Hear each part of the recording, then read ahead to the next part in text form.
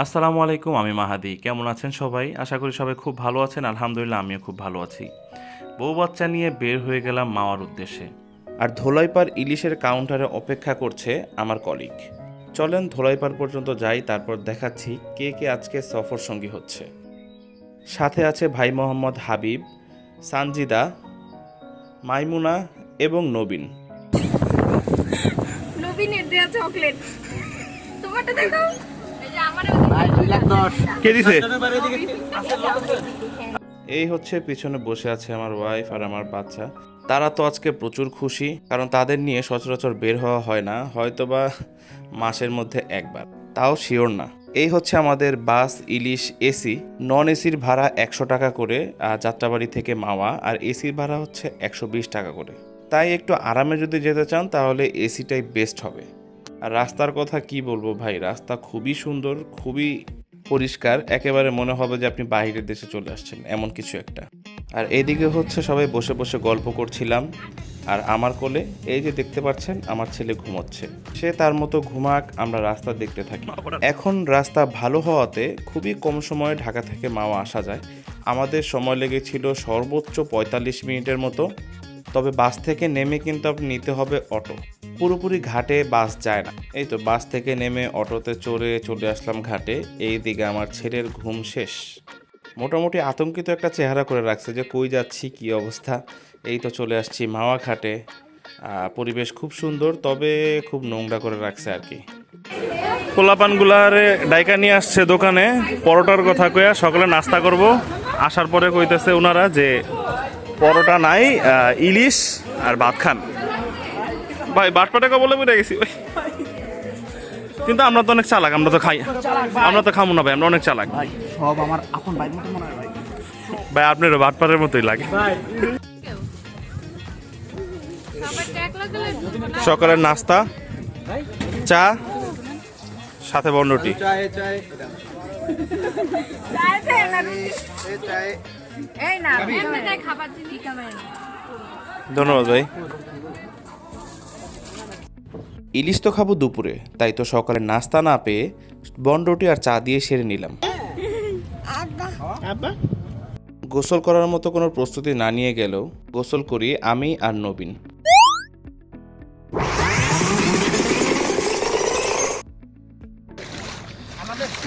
সাঁতার কাটার জন্য পদ্মায় ভাই আসেন, সাঁতার কেটে আসি।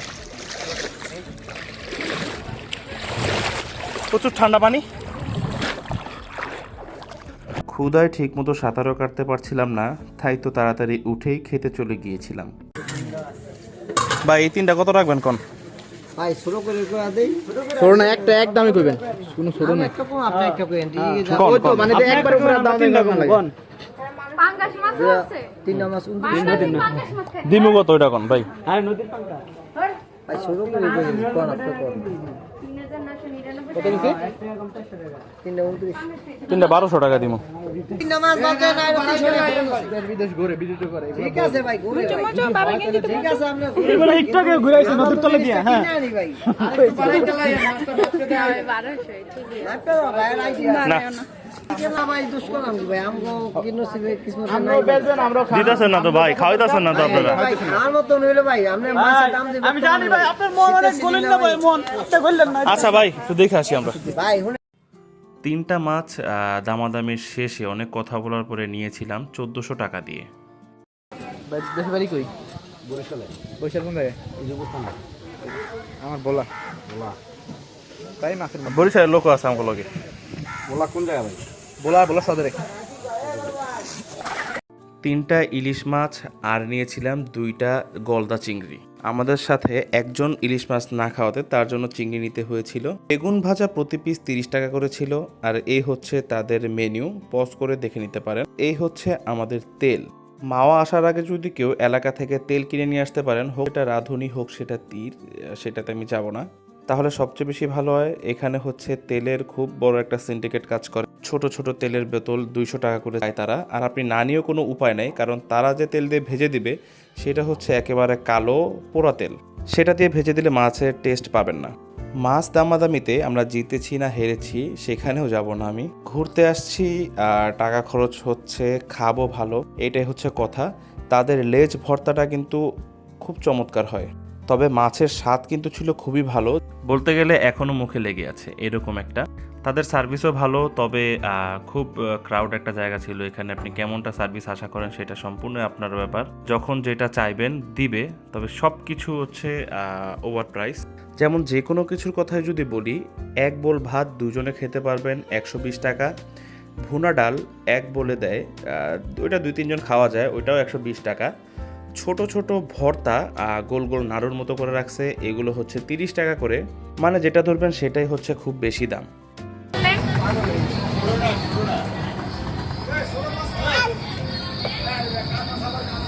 ভাই চিংড়ি মাছটা এদিকে দেন। ক্যাট বিস্কুট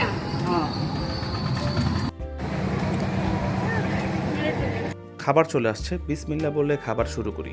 খাবারটা খুবই মজা ছিল, সাথে হচ্ছে এক্সট্রা তেল দিয়ে দিয়েছি মাছ ভাজার। তো ইলিশ মাছ ভাজার তেল আসলে কত মজা বলা লাগবে না কাউকে। মাছটাও টেস্ট খুব ভালো ছিল। আর এই যে আমার ছেলে, সে খুব খুশি, কারণ অনেক দিন পরে আসছে সে বাইরে। আর এই হচ্ছে তাদের সিমসাম স্টাইলে হোটেলটা। এখানে আসলে আসলে নদীর পাড়ে খাওয়া যায়, তো একটা ফিল পাওয়া যায়। এই যে দুইজনে হানিমুনে আইসা ব্যাগ বোতল এগুলো তুই অ্যাসিস্ট্যান্ট হিসেবে আসো? এরকম আসলে টুলে লাগে, বুঝছেন? এরকম টুলে লাগে যে ব্যাগ রাখবে, পানি বোতল রাখবে। আচ্ছা, সবাই হচ্ছে ছবি তোলার পাগল। শেষ বিকেল হওয়াতে পরিবেশটাও ছিল খুবই সুন্দর। আর এইদিকে হচ্ছে আমরা রিজার্ভ একটা নৌকা ভাড়া করেছিলাম। মামা হচ্ছে চেয়েছিল 2000 টাকা, ওইখানে হচ্ছে আমরা একটু দর দামাদামি করে 800 টাকাতেই পেয়ে যাই পুরো নৌকাটা রিজার্ভে আর কি। তবে একজন দুজন গেলেও আপনি চড়তে পারবেন নৌকায়, সেক্ষেত্রে 100 টাকা করে নিবে জন প্রতি। ওই যে কথা একটাই, মাওয়া অথবা যে কোনো ট্যুরিস্ট স্পটে আপনি গেলে দামাদামি যদি না করেন তাহলে আপনি হেরে যাবেন। তারা অনেক অনেক বেশি দাম চায়, যেটা একেবারেই আপনার ধারণার বাইরে। যদি একটু দামাদামি করতে পারেন তাহলে যাবে অনেক টাকা। আর এই তো আমি একটু ভাব নিয়ে নৌকার সামনে বসেছিলাম ছবি তোলার জন্য। তবে কে যেন ভিডিওটা করে দিয়েছিল, মনে নেই আসলে, তবে ভালো করেছে, কিন্তু খারাপ না। খুবই ঠান্ডা ছিল। আর ওই যে দেখছেন পদ্মা সেতুর নিচে চর পড়েছে, নৌকা কিন্তু ওইখানেও দাঁড়াবে আমাদের জন্য। আমার ছেলের মাত্র 11 মাস বয়স, সে রিসেন্টলি হাঁটতে শিখেছে, এর জন্য এনেই এখানে মাটিতে ছেড়ে দিয়েছি। মাটিতে সচরাচর ওর হাঁটা হয় না শহরে থাকাতে, তাই তো একটু চান্স পেয়েই মাটিতে ছেড়ে দিলাম। সে তো প্রচুর খুশি। সন্তানের খুশি দেখলে কোন বাবা মার ভালো না লাগে। চরে হাঁটাহাঁটি ঘোরাঘুরি সব শেষ, এখন সে আসরের আজান দেবে, আমরা চলে যাব খুব শীঘ্রই। আপনাকে 10 থেকে 20 মিনিটের মতো সময় দিবে নৌকার মাঝি এখানে ঘোরার জন্য।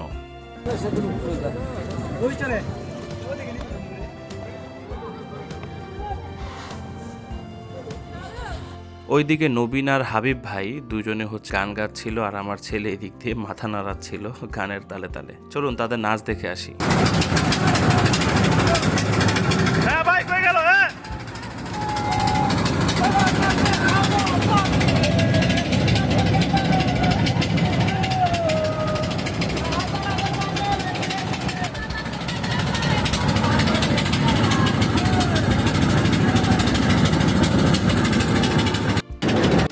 আমি আবার অত নাচ গান না পারাতে বসে বসে তাদের নাচ আর গান উপভোগ করছিলাম।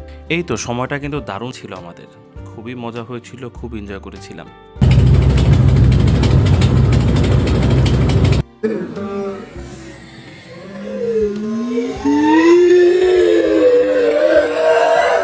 হাবিব ভাইয়ের বিশাল এক লাভ দেখে আমাদের ঘোরাঘুরি শেষ। এই তো কিছুক্ষণ পরে চলে যাব। আইসক্রিম নেওয়ার পর ছবি তুলে এনে দেখা মাইমুনার মেজাজ খুব গরম। হ্যাঁ তুলেন ভাই, এতক্ষণ লাগে একটা ছবি তুলতে। আমার আইসক্রিম গুলো ঠিক আছে, হয়েছে? খুশি মাইমুনা? ঠিক আছে। সবাই তো এই তো ঘুরি শেষে অটোতে চড়ে বসলাম, কিছুক্ষণ পর বাসও চলে যাব। তো ভাগ্য ভালো থাকাতে এবারও হচ্ছে যাওয়ার সময় এসি বাস পেয়ে যাই। আজকের ভিডিও এ পর্যন্তই, দেখা হবে নেক্সট কোনো ভিডিওতে। সেই পর্যন্ত সবাই ভালো থাকবেন, সুস্থ থাকবেন। আসসালামু আলাইকুম।